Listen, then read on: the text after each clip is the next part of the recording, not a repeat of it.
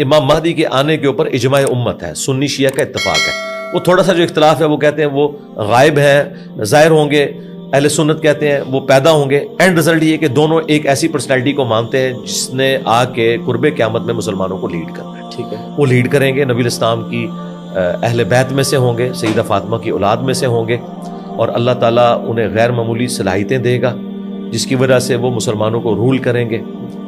اور اسی دوران ان کی حکومت کے اندر ہی دجال کا ظہور ہوگا. دجال اس وقت بھی دنیا میں موجود ہے. ٹھیک ہے. صحیح مسلم میں تمیم داری نے اس کو دیکھا تھا اور نبی الاسلام نے اس کی تصدیق کی. ٹھیک ہے. زنجیروں میں جکڑا ہوا ہے، وہ جب اللہ تعالیٰ چاہے گا وہ ظاہر ہو جائے گا.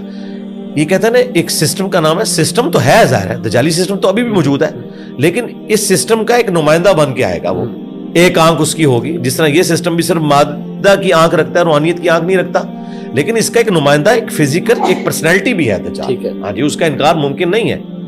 اور وہ دجال جب آئے گا تو ظاہر ہے کہ یہودی ایک کرائسٹ کے انتظار میں ہے. وہ آ کے یروشلم میں انہیں توحید سکھا کے چلا گیا. انہوں نے اسے ولد الحرام اور دجال ڈکلیئر کیا، نعوذ باللہ، عیسیٰ ابن مریم کو. اور اب جب اینٹی کرائسٹ جھوٹا دجال آئے گا، یہ اسے اپنا مسیح مان لیں گے. ٹھیک ہے. اور اس کے ساتھ مل کے یہ مسلمانوں کے خلاف سازشیں کریں گے. اب دجال کو اللہ تعالیٰ نے غیر معمولی صلاحیتیں دی ہوں گی امت کی آزمائش کے لیے. کہتے ہیں نہیں ایسے کیسے ہو سکتا ہے، شیطان کے پاس تھوڑی صلاحیتیں ہیں. بخاری مسلم میں حدیث ہے شیطان تمہارے خون میں بھی دوڑتا ہے. ٹھیک ہے، کسی کو بھی وسوسہ دلا سکتا ہے. تو دجال کو اللہ تعالیٰ نے کوالٹیز دی ہیں جو بخاری مسلم میں آیا کہ اس کے حکم سے بارش برسے گی، زمین سبزہ اگائے گی،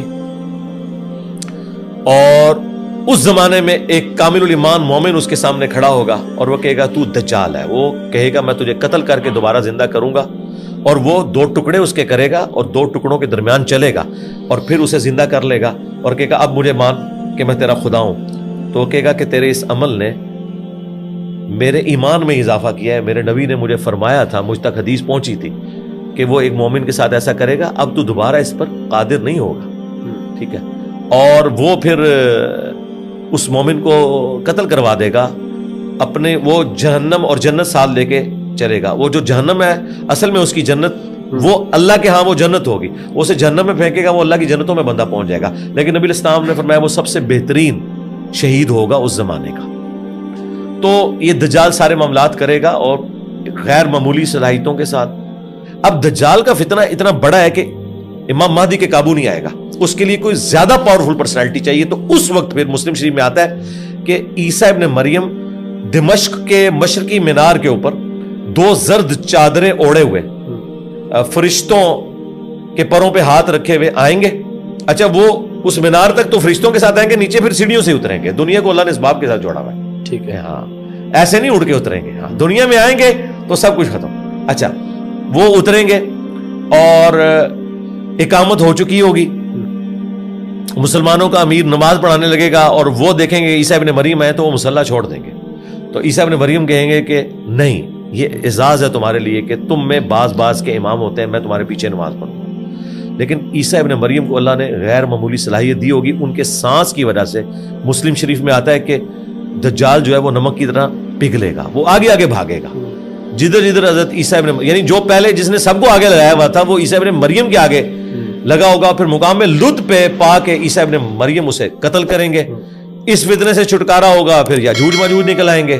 اچھا. اور وہ تو پھر اس طرح پھیلیں گے کہ وہ تمام سبزہ کھا جائیں گے اور پانی پی جائیں گے. یہ مسلم شریف میں تفصیل کے ساتھ احادیث موجود ہے.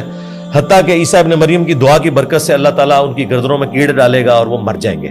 ٹھیک ہے. پھر ان کی تعفن جو زیادہ لاشیں ہیں ان کے لیے اللہ تعالیٰ پرندے بھیجے گا جو ان لاشوں کو اٹھائیں گے، اور ان کے جو اسلحہ ہے یا تیر ہے یا جتنی بھی چیزیں ہیں مسلمان کئی سال تک اسے ایندھن کے طور پہ استعمال کریں گے. تو یہ سارے معاملات چلتے رہیں گے. پھر عیسیٰ ابن مریم دنیا میں انصاف قائم کر دیں گے اور ہر طرف انصاف کی ریل پیل ہوگی. 40 سال وہ یہاں دنیا میں گزاریں گے. لیکن پھر عیسیٰ ابن مریم کے جانے کے بعد پھر وہی ڈاؤن فال جو انبیاء کے جانے کے بعد ہوتا ہے.